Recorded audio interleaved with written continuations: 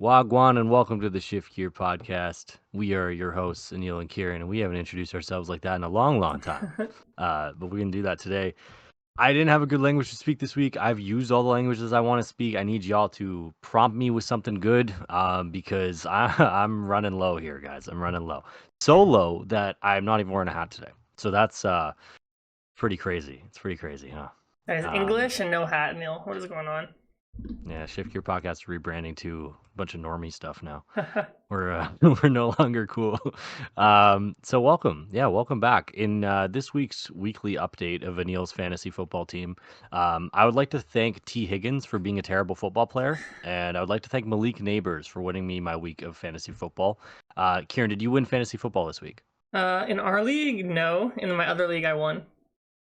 I don't even know. Like I check our league like once in a blue moon.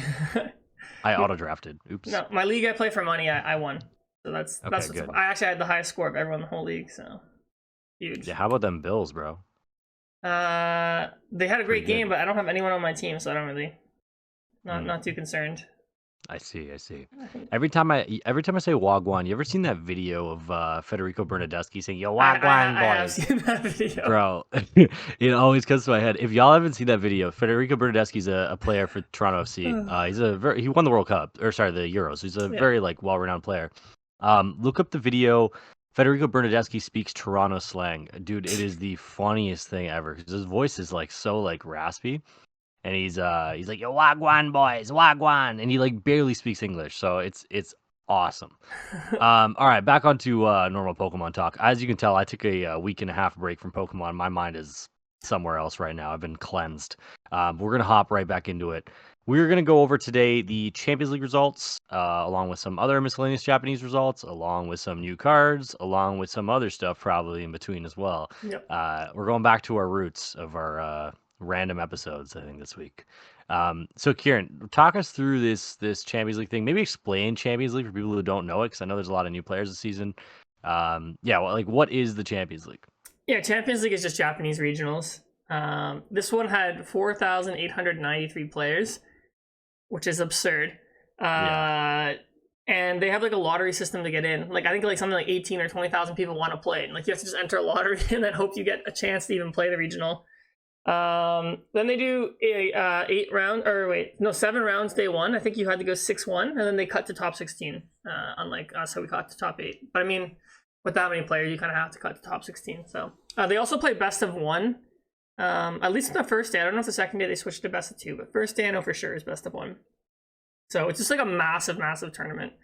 Um, so much more difficult than I guess our regionals with the structure they work with, and like the best of one makes it a little less forgiving than us. So I think the yeah, exciting thing is that they have Stellar Crown. We have this weekend coming up. We have Dortmund, and there's a tournament in Brazil. I'm pretty sure regional, and then we have Louisville coming up, yeah. and Is it LAIC. Joinville? Yeah, maybe something like that.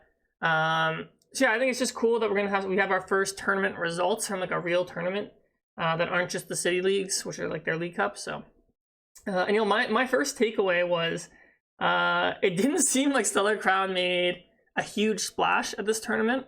I think from my testing and your testing, we thought maybe like Terapagos, Area Zero, like these Dusknoir, Noctowl decks were going to do better.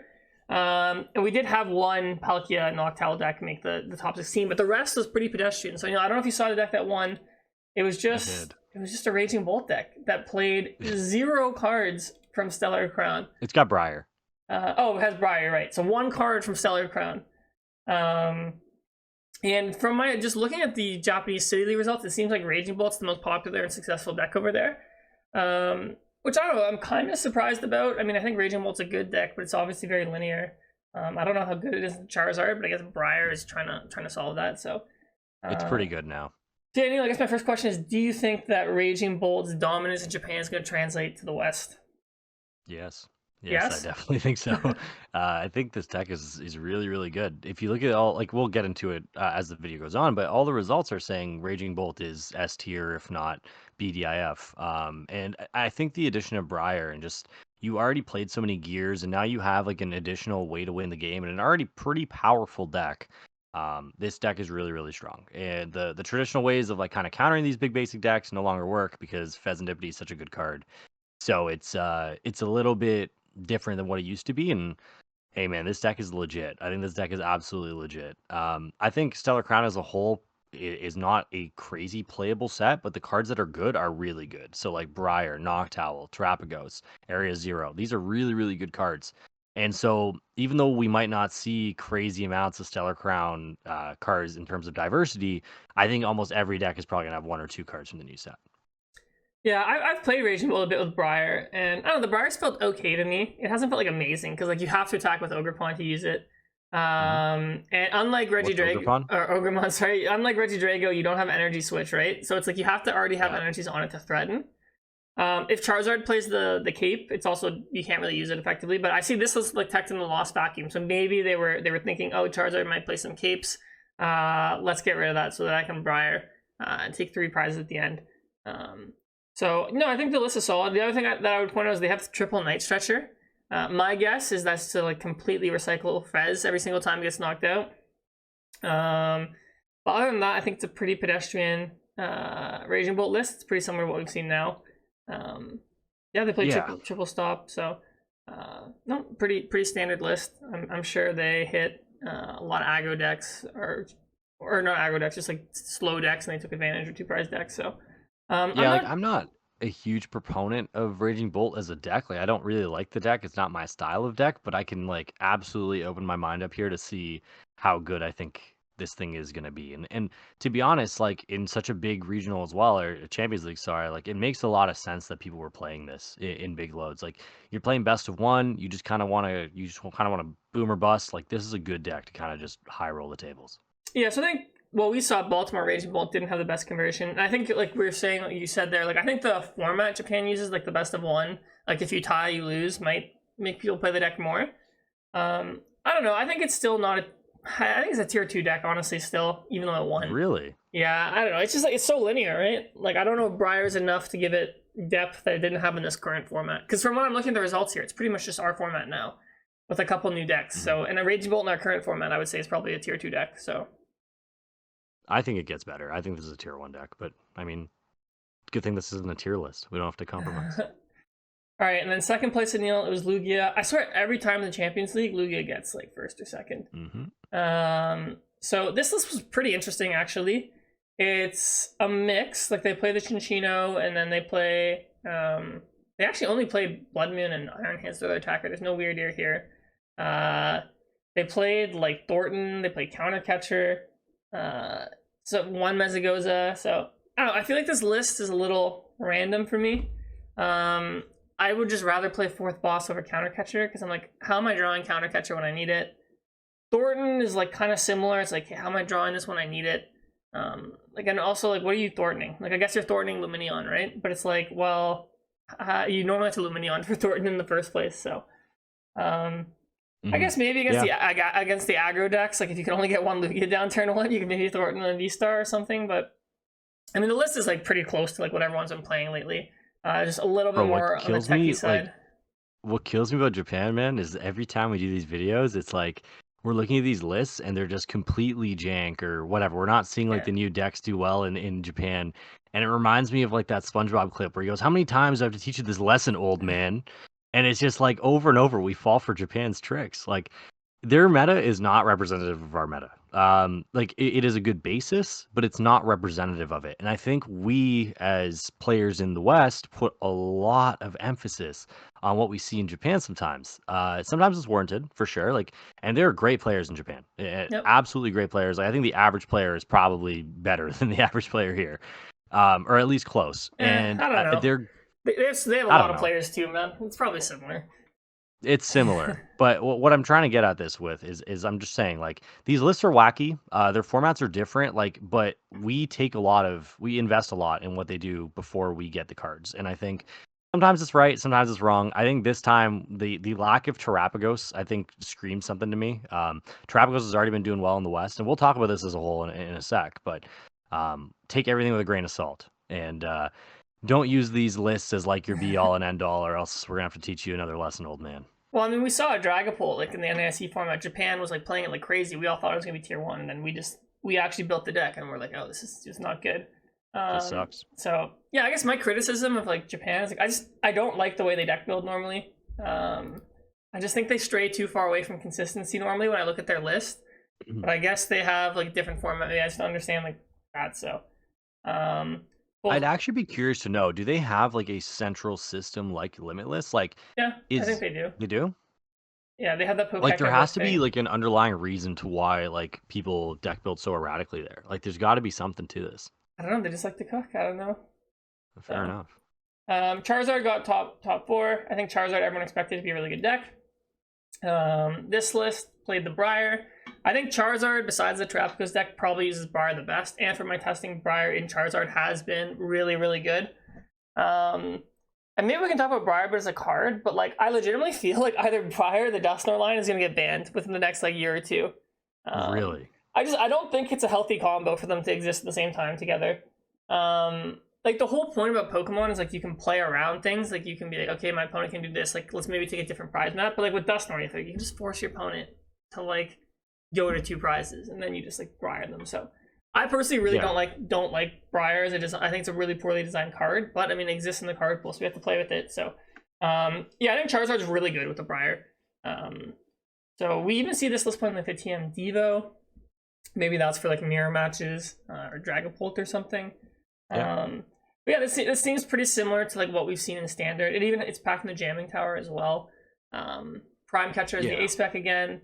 I like Heroes Keep in Charizard right now because for Raging Bull, but I guess if Raging Bull starts teching the vacuum, maybe you don't need it.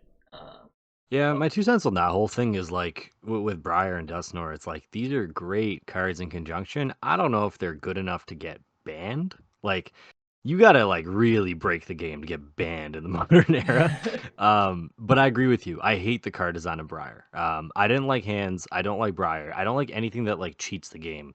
And sometimes like these cards exist to cheat the game, and like they're so niche that it doesn't matter. But everyone and their mom knew this card would be good, right? Like it's not like it's like Lugia EX and like the plasma format where like you need to jump through hoops and climb hills to get this thing off. Like this is really easy to do. And you Yeah. have a card in the pool that literally tells your opponent to take a prize. Which is really good. So yeah, my 2 cents on this whole thing, I think it's broken. I think it's going to be broken for sets to come. They might have to nerf this in some other way, like similar to just printing like some hate card towards Dusknoir or something. Maybe like some like They're I don't know, some stadium that doesn't let you knock yourself out or something. they're gonna print like a Jirachi type Pokemon that says like protect Yeah, your Pokemon from like damage from abilities or something. exactly. Uh, The one thing about the list itself, the one thing I really don't like about Zard, and I think we've said this on pod before, is how greedy they've become. These lists are super duper greedy now. You have 3 Charmanders, 2 Zards, and 5 Fires. Like, I personally don't like playing the game this way. There's so much that can go wrong over a long tournament, where in terms of prizing or in terms of anything like that, like you prize 2 Charmanders, you're already at a disadvantage here, right? And you need Radzard to kind of bail you out of a lot of situations. If you're prizing double Zardiax, you're prizing double Mander, like you need Radzard to kind of help you, but you can't use Radzard because you don't have a Charizard EX to power it up. yeah, I So mean that's my issue with this. the odds of that are pretty low. But yeah, For like sure, if you yeah, play 2 but it's gonna happen. Charizards, the odds of prizing one is 20%. I don't know Yeah, what the odds of prizing 2 Charmander if you play 3, but I'm sure it's really low. Because when I used to play backs, I did the math. I'm like, if I play 2 backs, how often am I prizing like 1 and all that? yeah. But your Um, deck does fall apart without this. So you need these cards yeah. in plethoras, and like you need to stream them sometimes too. That's my issue with this. Like you need to consistently stream Zards. You can't do that if you prize one of these pieces. Well, this list played a Night Stretcher, so like if you prize the Zard, you can Night Stretcher it. Oops, and then like you Yeah, of play double course. Rod, so you have Pidgeot to get it out. So I agree, like the counts have gotten like criminally low in Charizard, but you're trying to do so much broken stuff, which the deck does, that you have to kind of fit it. So Yeah, I'm just not a fan. Deck feels really inconsistent when you build it this way. yeah, the other top 4 deck was Regidrago. I've seen Regidrago kind of like fall off and play a lot. I think it's Mhm. still a solid deck, and I mean, just looking at this list, it's pretty much a similar list to what we're seeing in Standard. Um, they kept Cologne, which is a card I think we've seen most people cut, and that's probably a card I would cut honestly right now. I don't think Mhm. there's enough Manaphy or like evolution decks where you need this. But yeah, I don't really have much to say about this. Regidrago's still good. Yeah, I think I would keep Cologne right now. I think my cuts would come in the forms of those stadiums, or like one of them at least. I think Cologne's still good because there's Zard everywhere, there's Dragapult everywhere. Gardevoir is sneakily good, and as we saw, a couple Iron Thorns top 16. So I think Cologne still has its utilization. But I agree with you. I think it's one of the more cuttable cards here. There's nothing really special about this list. Yeah. This guy played a penny, kind of cool, but yeah, not much else to talk about with this. Yeah, I didn't play Guja, but otherwise, yeah. Okay, here's the That's criminal. first new-ish deck that we have here. It's Palkia Terapagos. So from my testing, the Terapagos with Dusknoir to me is like the best deck, new deck in the set. But I know people have been playing this Palkia deck. So this deck is kind of like all over the place, like so many one-ups I'm looking here. But that's the really cool thing about playing the Noctowl engine is like it's kind of like Inteleon, where it's like you can afford to play all these one-ups because it's super easy to search them. And then it's really easy to set up. So like the Fan Rotom to me has been like insane. Like this might be the best setup card I've played with in like a really, really long time. The card is basically just like, all right, like next turn you just get whatever you want from your deck, since you can just pick Hoot Hoot and Noctowl. So yeah, I think this Palkia deck is solid. I mean, like Star Portal is a good V-Star power. You have the option to Moonlight Shuriken, like we said, like a lot of decks are for going to Manaphy. And yeah, if you have 8 Pokemon on your bench, just on your side, your Palkia gets up to 220. And your opponent's obviously going to have to bench some stuff to play the game. So you're hitting big numbers, which I like. This list even teched in the Articuno, which I thought was interesting. You know, decks like Zard maybe aren't playing switching cards, so maybe you can catch them off guard. You wild freeze. But yeah, otherwise I think it's just like a toolboxy deck with all these like one-of cards. Yeah, I like this build. I agree with you. I like the Dusknoir one a little bit better, just because Terapagos feels a little underwhelming at times. You need 8 Pokemon to do a very mediocre amount of damage, so I like having the Dusknoir to aid me as well. But yeah, this list is strong, man. Like you have Palkia, and like Palkia was one of these Pokemon that people thought was going to become absolutely broken with this new stadium, and it very well just might. And I think it was probably pretty underrepresented so far within the metagame. A lot of people are excited to try Terapagos Dusknoir. A lot of people are excited to try Brier and Zard, stuff like that. Like I feel like this card is going to kind of come around and become insane. So there's pros and cons to both the Palkia Terapagos and the Terapagos Dusknoir variant, but I think, like you said, Fan Rotom is so good with Noctowl and with all these other cards that it enables both of these things to kind of perform equally. And I've seen some disgusting combos with Noctowl, Dusknoir. Like you have so many cards at your disposal, and I think some of like the really good players in the Western world are going to pick this up for Dortmund or for Louisville. I think so. This is probably going to be a pretty popular deck. Yeah, and like this deck specifically had the Hoot Hoot and the Bidoof line, so like really taking advantage of that. So yeah, I haven't played as much with the Palkia build, but I think Terapagos Area Zero decks are pretty good. Fan Rotom is also just a jokes Pokemon. I kind of want to use it just because it's funny. He is funny. Okay, otherwise, let's see the top 16. There was 2 Dragapults. We don't have a list. Do they have them on Pokeka Book, maybe? Let me just see if I saw one on Twitter. You saw one on Twitter? The guy posted on Twitter, so it should be there somewhere. Okay, well, I don't know if I can find it, but... I screenshotted it, hang on. Okay, while you're talking about that, we also saw 2 Gardevoirs, Aneil, and that's another deck we saw. I mean, it just won Baltimore, and I think a lot of people thought it was kind of falling off and like not going to be strong to this format.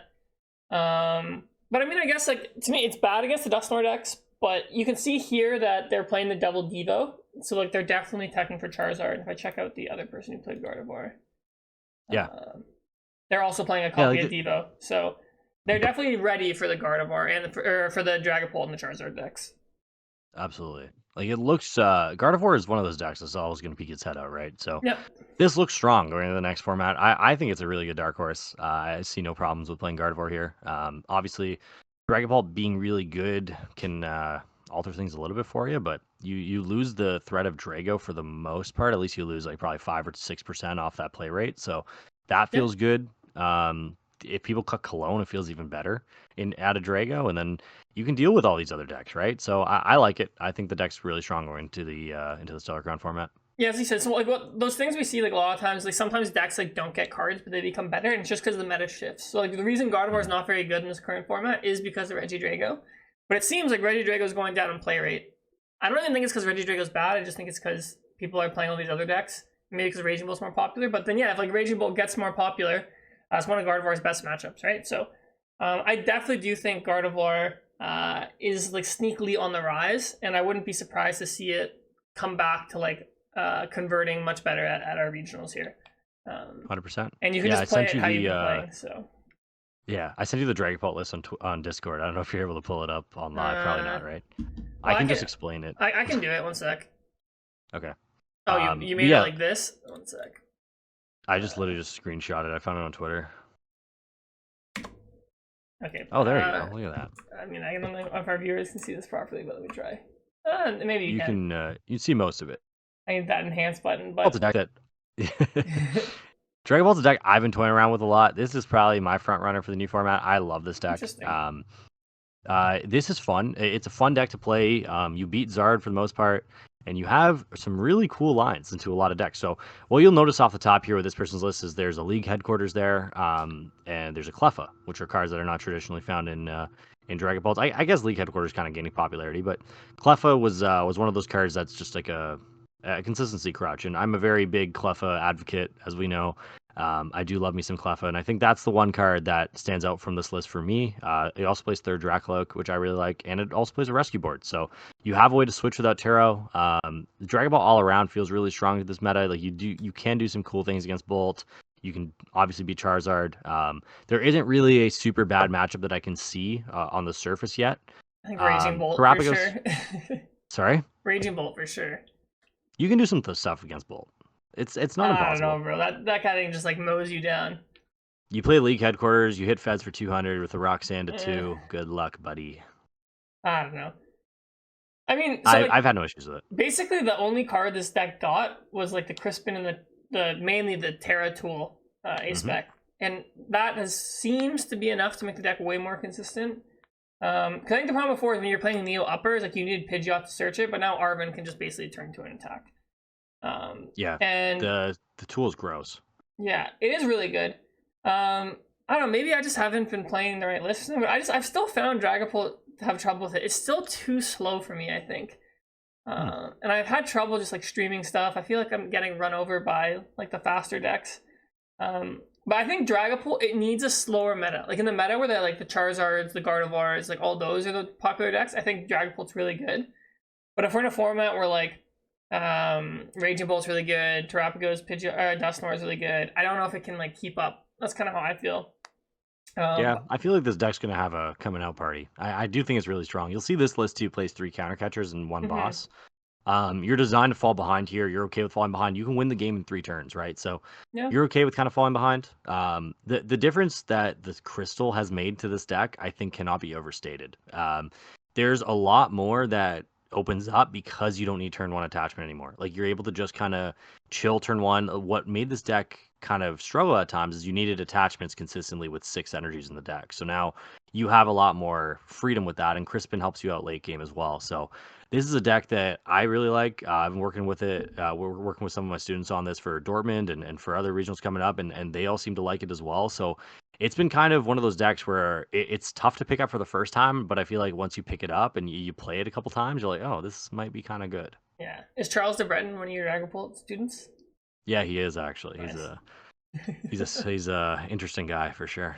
The only other thing I wanted to call out, Neil, here is this doesn't play Devolution TM, which I feel like is pretty important for beating Charizard, isn't it? Yeah, it is. So they just probably should play that. Yeah, I think you should play that card if you're playing this deck. So yeah, if you're playing this list, the cut I'd probably make here is maybe Temple. I mean, obviously Mist is a card, but you need to cut some corners somewhere. You can take out Temple. I think that's a vacuum next to that super on the bottom row. Yeah, you can also cut that. That feels all right. Do you cut one of the counter catchers or no? So good, man. It is, but you gotta find you're cutting for text, right? So you gotta probably cut another text. So the feather is technically cuttable too. Oh, Featherball? Yeah. That's like nice to get Pidgeot, I guess. So yeah, it's an interesting list. I really like the deck. I don't want to sell fake dreams because I don't know how good it really is yet, but I think it's pretty strong. Oh, fair enough. Okay, so going back here, I think the only other somewhat noteworthy thing is 2 Iron Thorns made top 16, which that's horrible. We don't like that. Lol. I mean, it doesn't. I don't think they added. I don't even think there's any new cards to play. It's literally just Iron Thorns. Yeah, no one cares. No one cares. Okay, so before we move on to new cards, I did want to take a look at what's going on the Limitless online tournaments because I think that's more representative of probably what our meta is going to be like. So shout out Omni Joe. He always does a really good job of aggregating all this. I'm just going to put it here. So these are kind of like the results from Limitless. And he gets these like points basically. And he weighs like basically on like if you make top cut or not. So from online, it seems like Raging Bolt and Charizard are the 2 decks racking up the points. But we can see here Gardevoir is returning to like the A tier, kind of how we're talking about. Dragapult's returning. And then Terapagos sneaks in here on the A tier here, even though we didn't see it do that well. And then for me, the interesting thing is like Lugia has actually dropped all the way to C tier on here, even though I feel like Lugia is still fine as a deck. So, and then he has this other thing where he says points per play ranking, so basically the most efficient decks. So I mean, Control is always the most efficient, like even when we don't think it's that good, just because not that many people play it. The good players play it. You can actually feel Lugia is not efficient. Even though Charizard has the most points, it's like not the most efficient. But part of that, I think, is because so many people play it, like the masses play it, like their averages get brought down. So I don't know, it's just interesting to see what people are This playing. metric's important. I think it's important to look at this metric to give you context as to what's going on. So this is a great metric. I'm glad he has it. Yeah, no, I agree. So it really feels to me like our meta is not getting shaken up that much, because I do think at Baltimore, like Raging Ball and Charizard were the second, third most played decks. It just seems like the biggest change is going to be that Regidrago is going to go down and play. Like it's going to go from like 17% to like. Do you think it'll stay at like around 10%, or do you think it'll go even lower? No, I think it does stay around 10%. It's like the perfect medium of a deck for the people who don't want to play like the complete like linear decks and don't want to say where candies are all day. So I think it's like a perfect medium. I think there's a lot of Regidrago players that are probably going to pick up Terapagos as well. Yep. I don't want to say the decks are similar, but I think like the skill level needed or the amount of like outplay potential you can kind of have are very similar with both decks. So I think Terapagos has a high ceiling just like Drago did. The one difference it has is obviously Terapagos does not have as many tools, and it's not as S tier as Drago was. So that might attract some people to Terapagos. I think it probably goes to like 7-8%. Yeah. So I think let's talk about Terapagos, Aneil, since it was on the top 16. So from my testing, I legitimately think it's an S tier deck. So maybe something I'm off with something because it's not like S tier on this or like the Champions League, but I'll just pull up some random ones, I guess, from the online tournaments. Yeah, some sure. list here. Yeah, the deck itself is really, really strong. I just find that sometimes you either run out of steam late game or whatever it is. Maybe the right people aren't playing it. That also has something to do with it, but it does seem really strong. I think it's probably a consistent A tier. So is this the way you would play the deck, Neil, like with Pidgeot and Dusknoir? Yeah, this is how I've been playing it. Yeah, same. I don't know, it just feels like every game I go first, it almost feels like I'm like just gonna like run these people over. Or like if I play against aggro decks, like if I don't start with a 2-prizer, I'm like, okay, I feel like I'm just gonna win the game. Like some games I don't even need Brier. Like I'll play against Raging Bolt and I'll literally just go like Dusknoir, knock out a 2-prizer, Blood Moon for 0 energies, knock something out. Against evolution decks, I'm like, all right, like literally turn 2, like I just go Noctowl, Dusknoir, knock out Charmander, Prime Catcher the other one, or just double Dusknoir. The deck feels oppressive to play against, in my opinion, just because you're staring down like so many Dusknoirs turn 2. And it's really hard to play around it just because they can force you to that like 2-prizes to use the Brier and all that. So I don't know. I think this is the best deck to me. That might be a hot take. I feel it's really, really strong. This isn't like, this is just a random list I pulled up. My list is like a bit different than this. But I don't know, to me, like the deck is just so good. Like I actually legitimately think we might see like 2 or 3 of them in top cut at Dortmund. I would be happy to see that. I think Terapagos is like one of the coolest new Pokemon. Like hands down. I love the Pokemon. I think in the game it's super cool. I would love to see this do well. But like it does kind of like I'm trying to think in my head, like, is there a way to like openly just hard counter this? And I don't think the answer is yes. But the one thing that does concern me is 4 DTs and nothing else. Like that is something that stands out to me. That hasn't been a concern. You honestly only need like 2, maybe 3 a game. I don't know, like it doesn't do good into like just big bulky decks. Like Lugia does really well into this deck.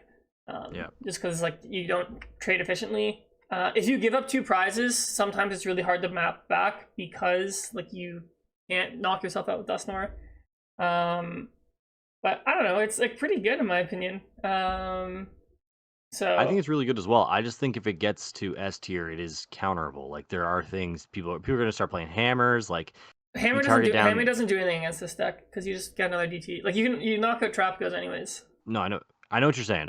But what I'm saying is like if people are playing hammers, Sinnohs, like even like Snorlax starts to like peek its head out a little bit. Like this can get kind of sketchy. Snorlax doesn't beat this deck because you just Dusknoir and then like they don't ever get counter catcher.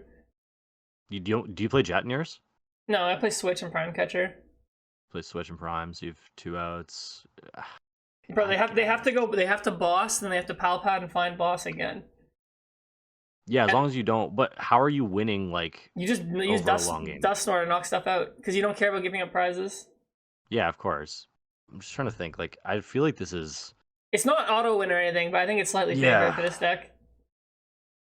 Okay. That's fair. I That's something actually, hadn't Neil, thought of. hope that this deck isn't that good because it's just like not fun to play against.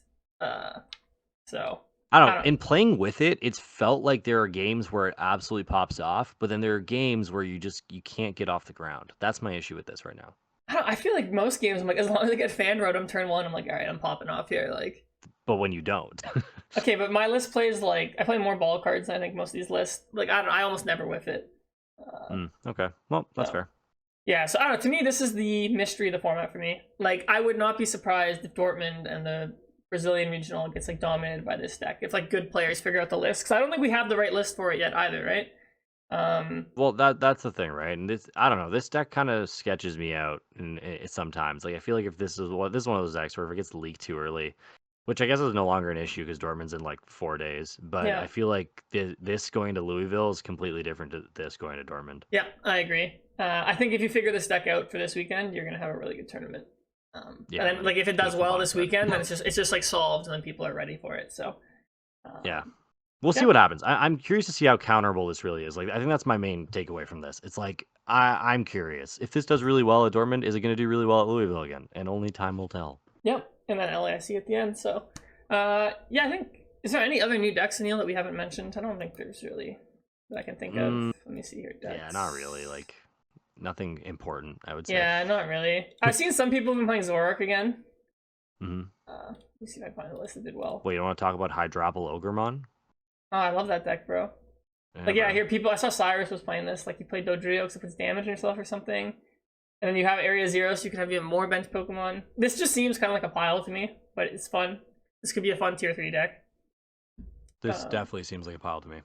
So, I see 5 stadiums, and I'm like, okay, I'm good here.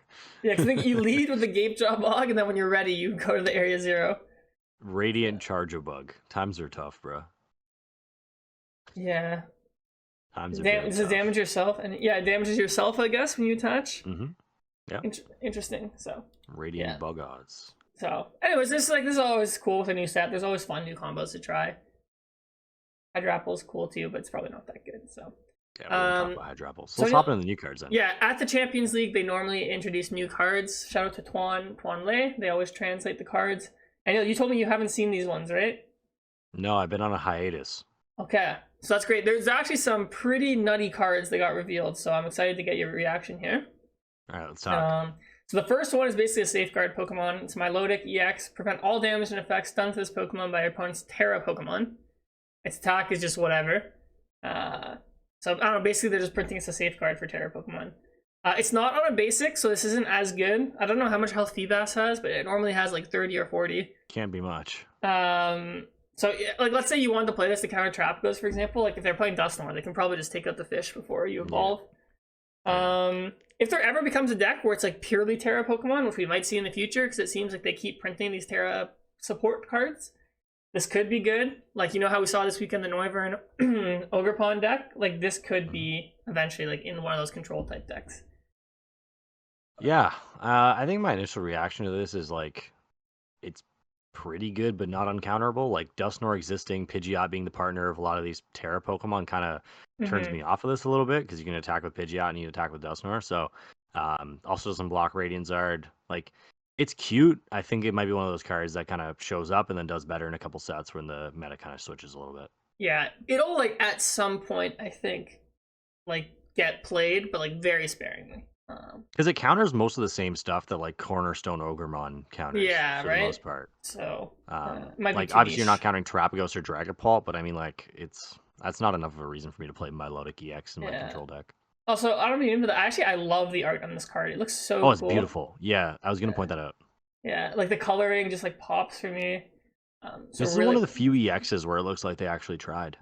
Who illustrated it? It's in Japanese, but we'll see when it comes to. Oh no, here, illustrated age. So it's an actual person. It's not 5-band graphics. Nice. No, I've always liked Milotic as a Pokemon too. Like, it's such a cool Milotic's a dope Pokemon. All right, no, the next card I think is the most controversial one that got revealed. The Togekiss. What the hell is this? Whenever your opponent's active Pokemon gets knocked out, flip a coin. If heads, take one more prize card for the KO. What? This ability does not stack. So What the hell is this? this is Jake Earhart's worst Nightmare Aneil. Oh my god. I also think, to me, like, this is like garbage card design. Like, what are they doing here? Like, there's two scenarios. Either this card is completely bulk, which I hope it is, or this card is good. And if this card is good, like, what a stupid card for the game. Like, literally just flipping to take more prize cards. Like, why do we need taking more prize card effects? Like, what is the point of this card? I am like dumbfounded right now. What the hell am I looking at? Why does this exist? Like, I don't know if it's good or not, but just the fact that, like, this effect exists is like, why? Well, I mean, like, my point is, like, the way I look at this is like, how can this not be a 101 like splash line in like anything? Like, yeah, like now with Noctowl as well, like, it's not very hard to splash this in, right? Yeah. And then I don't know if Togepi, I assume, does Togepi have a colorless card? Because you could fan the Rotom for it if it does. That, oh, I'm sure it does. Here, let me look I'll look it up. Here, I have it open right here. One sec. You got it? Yeah. No. Oh, it doesn't. It's psychic type. Okay, well, so that's good to know. There is a Togekiss where it's like its ability is. Do you know what I'm talking about? I remember it. I don't. This one, Precious Gift. At the end of your turn, you can draw until you have 8. So you could maybe tech like a 202 Togekiss line to some decks, like have a nice little draw engine here. Like let's say, yeah, let's say you're an aggro deck, like maybe like you just play all your cards and you just have this to recycle at the end. I'm surprised this card hasn't seen play before, to be honest. Well, I think it's just hard to set up, right? Like you have to play Togepi in your deck. You probably play Rare Candy, and the decks that would benefit from this are just aggressive decks where you can just play Bibarel, or you can play Pidgeot instead. But yeah, like maybe like with the, you know, that A-spec, the tree A-spec where you can evolve right away. Like you can maybe, if your deck plays that, maybe you fit in Togekiss since you can pretty easily set it up. So, yeah, for me, really disappointed with this. It feels like the designers have been really making some bad designs lately. I think this epitomizes to me what bad game design is, because this is either bad or just broken in an unhealthy way, especially since it's on a flip. Like, and one other thing to point out, Neil, is the way the card's worded is like, it's not just damage knockouts. Like if you use Dusknoir and knock out your opponent's active, you flip. So you could like legitimately like take 6 prizes without attacking with this.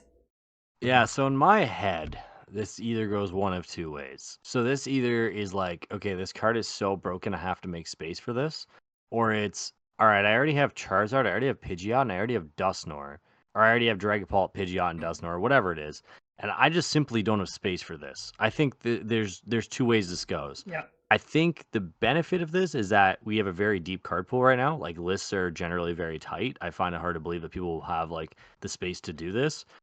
But man, like you said, if this gets good, this is going to be a big problem. I love Togekiss. I think it's a great Pokemon. I do not love this card. This is why are they like this? Why do they make cards like this now? What are we doing here?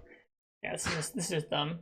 But Togekiss is a cool Pokemon. Have you watched the anime episode where it's like Ash against Cynthia and she like Dynamaxes Togekiss against Mega Lucario? Dynamaxes? What year is this? What? This was like last year when Ash was like winning the championship and he was facing Cynthia in top 4.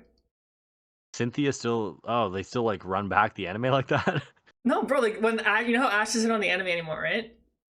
Okay, I didn't know that, but this is news. So like the final arc, like they had all the champions from each of the regions played like top 8 to see who like the world champion is. It was actually really good. Like Ash had to play Steven, Cynthia, then Leon. Anyways, and they can like Dynamax and stuff now. That's pretty crazy. You get to pick. You can Dynamax, you can Mega Evolve, or you can Z move. I might be forgetting another mechanic that's in the games, but you had to pick one per battle. No, Terra didn't exist yet. I don't think. Why would you ever like Z move though? I feel like that's just kind of. I don't know, bro. Because Ash and Pikachu had a good Z move. Give me that Mega, bro. I don't want double health from Dynamax. Give me that Mega. That's crazy. Bro, okay, that's cool. I hadn't watched the anime in years, but it's actually like, regardless of just Pokemon, it's like it was such a good tournament arc. I loved it. And it was just reminding me because Cynthia had Togekisses in that one. All right, next we have this card, the Colbur Berry. It seems like they're printing one of these for every type, where it's just like you take 60 less from a type and discard it. I mean, I don't have much to say about this. Like, yeah, it's just like it could maybe eventually see play, but probably not that good. Charizard is a dark Pokemon. Yeah, so yeah, that's true. You can actually, this is actually pretty good against Charizard. But I mean, Charizard also normally plays Vacuum, so it's like, I don't know. Yeah. I wouldn't care about this. I don't care about this either. Jasmine's Gaze. Like we said, it's so funny that all the supporters now have to have like a word added at the end since they've already used them all. Yeah. During your next turn, all of your Pokemon take 30 less damage, including Pokemon put into play after this card. I could. Defensive supporters don't normally Yeah. do well historically. I think there's a lot of times where I'm like sitting there and I'm like, okay, there's like 50 supporters I'd rather use than this. Yeah. And it's extremely situational, just like Brier and a dead card most of the time in the game. So I'm not huge on this, but I can see some potential maybe. Yeah, like so, like the opportunity cost of like not playing a better supporter, like a boss, a research, Arvin, or something, is pretty big. The one thing that's kind of cool is normally when you play a defensive card, like let's say you play like Bravery Charm or this like a Defiance Vest, or like I can't think of another supporter, but your opponent has the opportunity to counter it by playing like a vacuum or like gusting around something. If you like, for example, Gudra, you can gust around it. This like you can't really counter it, no matter what you're doing 30 less. So if there's like very specific math that a deck struggles with, where like 30 damage is the difference, I could see it seeing play, especially since we have Noctowl and like a lot of decks play Pidgeot. But like I agree with you, like this is probably not a very good card, but it might eventually like have a niche strategy. And it's in a format with Dragapult and Dusknoir, so I'm not like, so then yeah, you just go around appeal it. to this. This card I actually think has potential. Slaking EX, 340 HP, which is pretty good. It can't attack if your opponent doesn't have an EX or V in play. And then it does 280 for 2, which I think 280 is like very obviously they're like, all right, take out V-Stars with this thing. But I mean, this seems pretty good. Like it's bulky. It's a colorless Pokemon, so it can take advantage of Fan Rotom. 2 energy is very efficient, and almost every deck plays an EX or a V.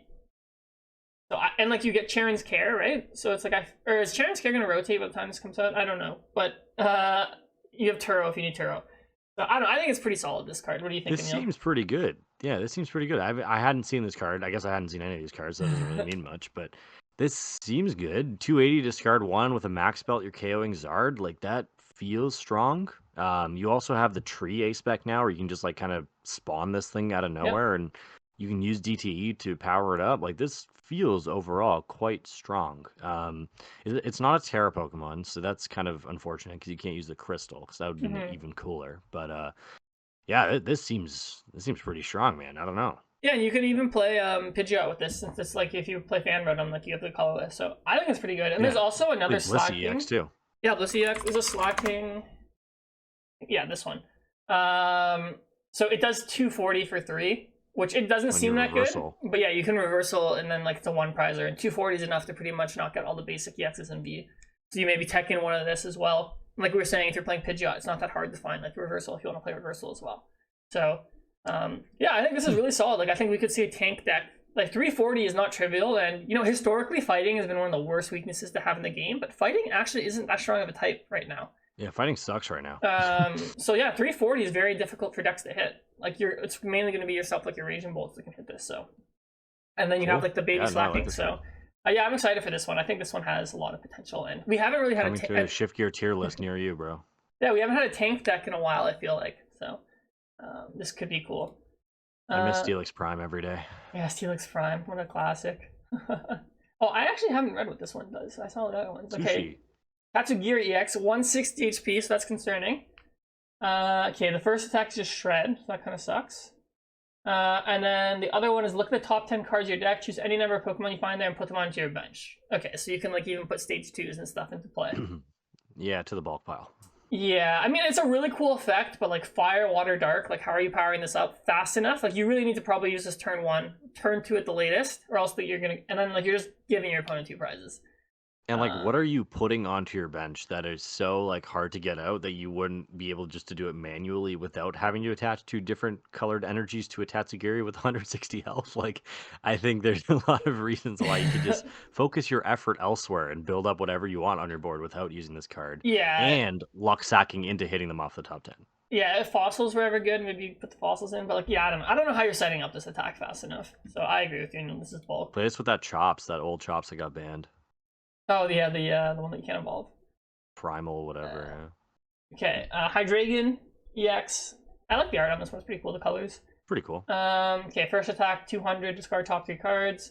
And the other one, I feel like a lot of Hydreigons have had a similar attack. It's 130, then 130 to 2 of your opponent's bench Pokemon.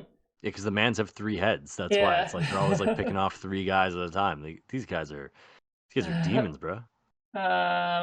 I don't know, like this is a very heavy attack cost. 4 energy, 3 different types. And the damage is just not high enough, I don't think. And if this card was ever good, like you can just play Manaphy. Hey, but the first one's pretty good. Like with the crystal, you're hitting for 1 energy, discarding top 3 of your opponent's deck. That's not bad. Oh, it's your. I thought my deck. Yeah, that's not bad, but it's not great. Great Tusk Mill with a little bit of High Dragon. Let me get that. I'm in. So I don't know. It's whatever. It's cool, but I think this is a bulk pile EX, which sucks. Again, coming to the C level of a shift gear tier list near you. Oh, this might be D level for me. And I think okay, no, this isn't the last one. Who's this guy? Ciaran, I have no idea who this guy is. Didn't you play the DLC? Is this guy DLC or something? Yeah, but I don't remember this guy. He's kind of spiffy though. I like the way I like him. eye is. I like him too. He's kind of going crazy. He's got some aura. His full art should look pretty cool. Yeah, his fit is hard. All right, search your deck for 3 EXs, put them in your hand. Okay, cool. Not really. Nice life, buddy. Yeah. The aggro decks would be the ones that could use this the best, and I feel like they have just better supporters to play stuff like Sada. I don't know. Maybe you could play as a 1-of in like Charizard or something. Like you go like Charizard, Pidgeot, something else. I don't know. It seems underwhelming to me. It says EX. It doesn't even say rule box Pokemon. So I don't know. It seems pretty underwhelming to me. It'd be good in like if the Merked trio had a deck with like Okidogi and those mans. Maybe I don't know. Even then, I think you need to play Janine's in that deck. Janine. Okay. What is this? Technical Machine Fluorite. It has a weird energy cost. Discard all energy for this Pokemon and heal all damage from your Pokemon. Or Terra Pokemon, sorry, not all your Pokemon.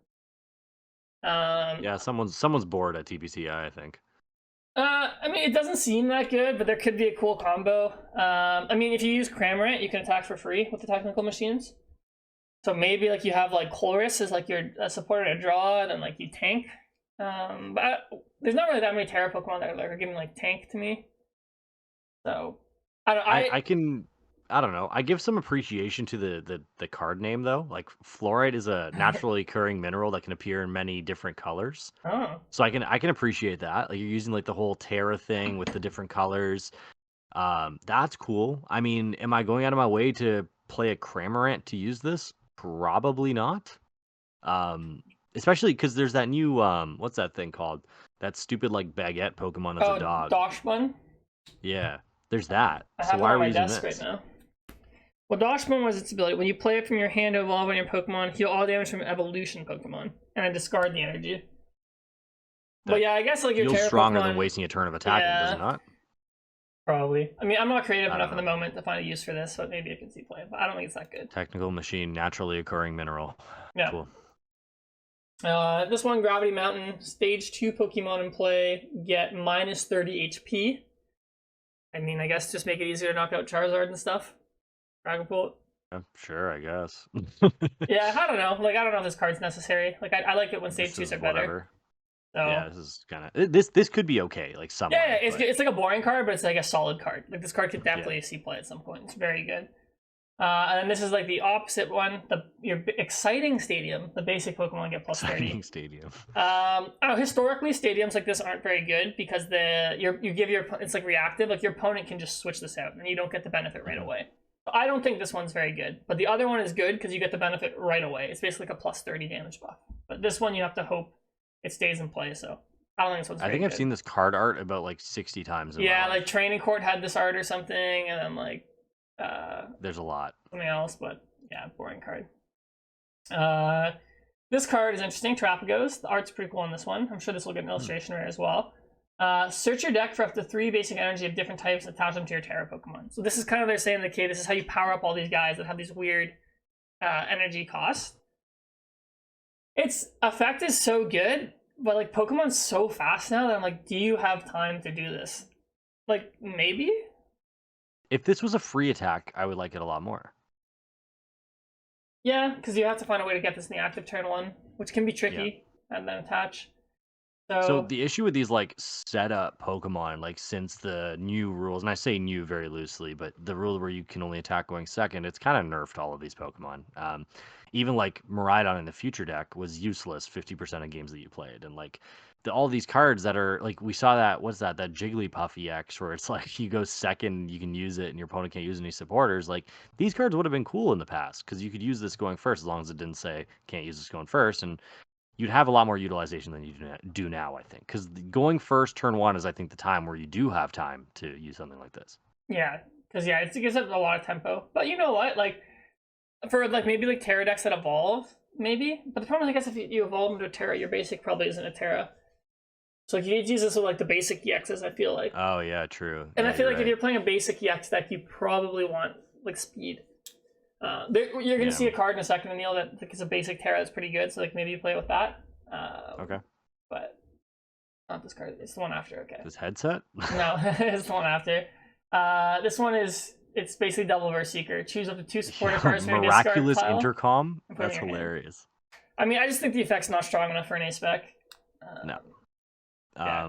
If I want to make my A-spec better pal pad, I think I've got bigger problems. Yeah. Cool name though, Miraculous Intercom. I hope there's one day like a collaboration between Pokemon and like Beats by Dre, where we can have like Dre overhead Beats A-spec. But this ain't it. Yeah, not strong enough. And then I think this is our last card. Yeah, it is the Pikachu EX, which I actually think is pretty good, and maybe Terapagos would go with this card. Okay. Alright, Pikachu EX, its ability, Tenacious Heart. If it's full HP and would be KO'd by an attack, it's not KO'd and survives with 10, so it has built-in Focus Sash, and its attack is 3 energy, 300. You have to discard all of them, but like that's a lot of damage. Oh yeah.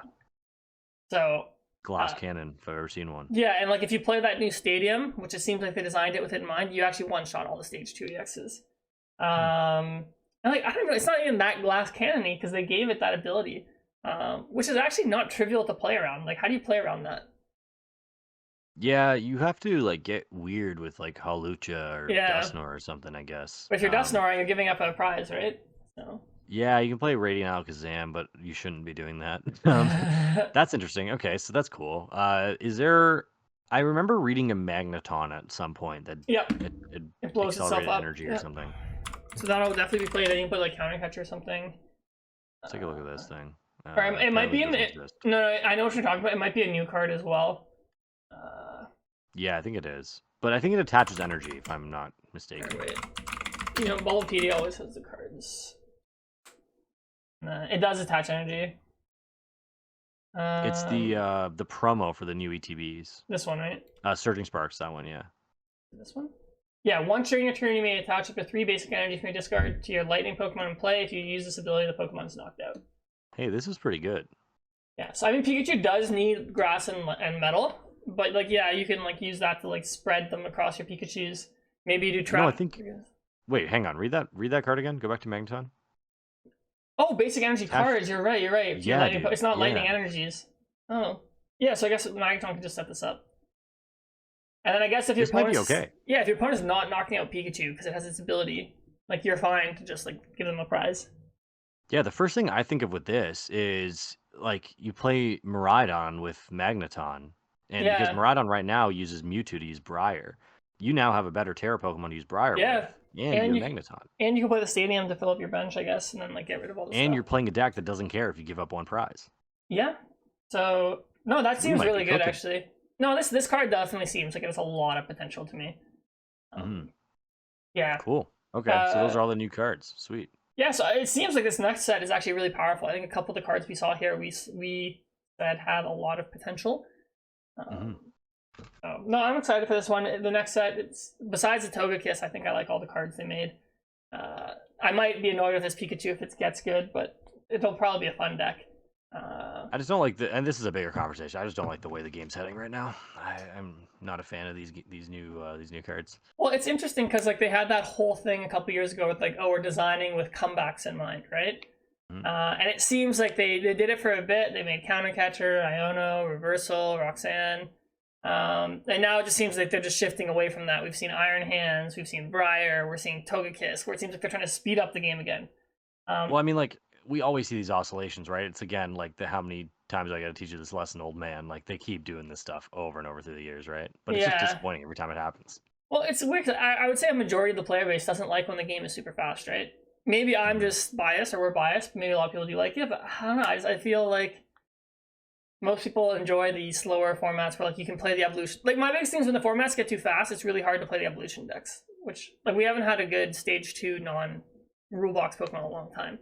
As a deck. So. Yeah, that's like the whole point of like Pokemon. Yeah, to, it's like, evolving, evolve right? your Pokemon and stuff. And like I don't know. I feel like the skill gap goes lower as these like big basic decks become better, which is fine. But historically it's turned a lot of people off from the game. Like when I think about like all the people around me and even myself, like when I've quit the game, it's always when like it's super fast and it's just like it feels like it's so much up to RNG and stuff, and that's stuff that's like frustrating for players normally. So yeah, I don't like the way this is going, but I'm hoping that if we turn it around at some point.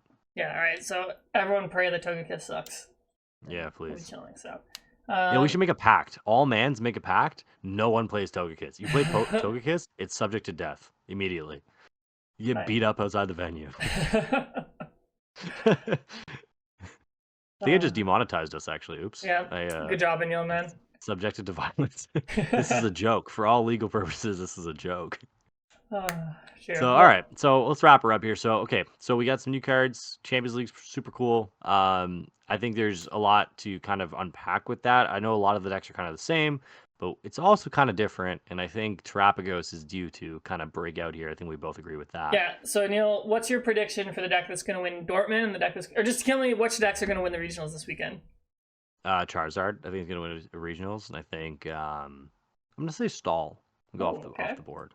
Okay, I'll say Brazil is gonna be won by Charizard because like the Brazilians really like playing Charizard. Guys like William Azevedo down there, and I will say Terapagos is gonna win Dortmund. I actually think it is. That's a bold take. Hopefully you're right. Hopefully I'm wrong, but I don't want that deck to be good. But I think it's that good. Yeah, fair enough. So we'll see. You guys can fact check us. Come on Sunday there. So if you're new to the Shift Gear podcast, thank you for being here. Please consider hitting the subscribe button. We post new videos every Wednesday. We have bucket hats available for sale down below that I'm not wearing to show off, and neither is Ciaran, because we are not serious. I'm wearing my headphones today. Yeah, we are not serious about promoting our brand. So yeah, if you're new here, drop us a comment down below. Let us know what you think is going to win the 2 regionals this weekend. We're actually really curious to hear your takes because we don't know, as evidently we've shown here. So is there anything you want to say before we sign off here? No. I signed up for the Argentina SP, so if anyone's from South America who listens to Shift Gear, I'll be there. There you go. Argentinian Shift Gear members, do we have those? I don't know. We have any, bro. Yeah, I'm excited. I'm going on a 2.5 week South America trip, like with LAIC. So I'm like, I wanted to go to Argentina anyway, so I threw that in there. Pretty adventurous. I'm excited. Go scout out some new soccer players or something. Yeah. I need my soccer team at the university this year is we need a couple guys. So if you find anyone you want to recruit them to U of T, please. I will pay you. I'll scout out there for you, Neil. Please, man. That was like last year when we went to that steakhouse in Sao Paulo. The guy's like, "Oh, my son is a professor at U of T." I'm like, "Oh, small world." Yeah, it's really random, but I guess everyone's everywhere. But yeah, all right. So let's wrap her up here. Thank you for being here. We appreciate y'all. We'll talk to you next Wednesday when we have another episode. Probably hopefully not a tier list. We're trying to. No. I mean, we'll have Dortmund. We'll have. I keep forgetting what city it is in Brazil. We'll have those 2 regionals to go off of, and then. Yeah, we're limited to 1 tier list a month. That's our new rule. Good luck this weekend if you're there. Let us know down below what you think is going to win. All right, peace out. Later, guys.